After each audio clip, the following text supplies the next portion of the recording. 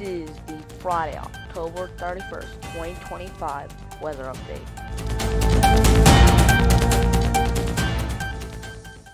Alright, today there's not really much to go over in the short term weather at all, really, other than we are below average on temperatures for our area. Our temp is right now around 42 degrees. The average temperature is 52, so that means we're 11 degrees below average with our temperatures, and so we're going to be in that period for the next couple days as this cold air is still in here.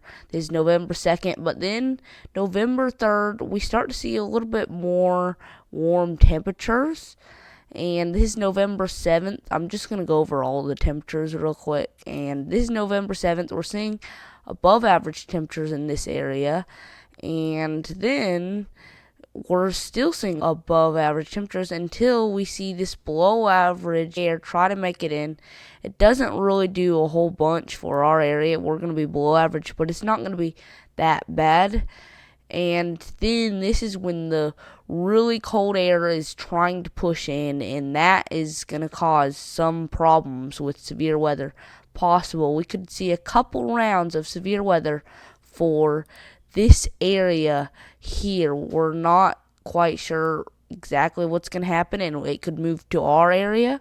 We could even see some snow flurries in our area, but right now this is the area that strikes me the most concerning for severe weather. Alright, this is what it looks like on the precipitation side of things, and the snow. You can see all the blue stuff is snow and all the green is rain, and then also the pink and red is sleet and ice. And we could see this is just the systems. This is November 5th, 6th, 7th, and this is our first system.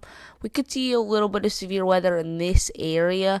Nothing terribly concerning there, but I'm going to keep an eye on it. This is the 8th, and then we're going to start to see some snow up here, and this is our next system getting ready to push in. And we're going to see, this is where the Arctic air is trying to push in. By the way, the air over here is like lows in the 10 degrees and stuff, so it's pretty cold air.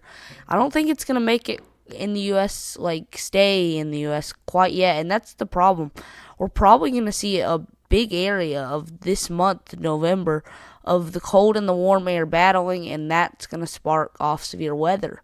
And if we go farther, you can see this is our next system where I think this is a bigger chance of severe weather for the Texas, Louisiana, and Missouri and Mississippi area. That's the area that I think is going to see some severe weather.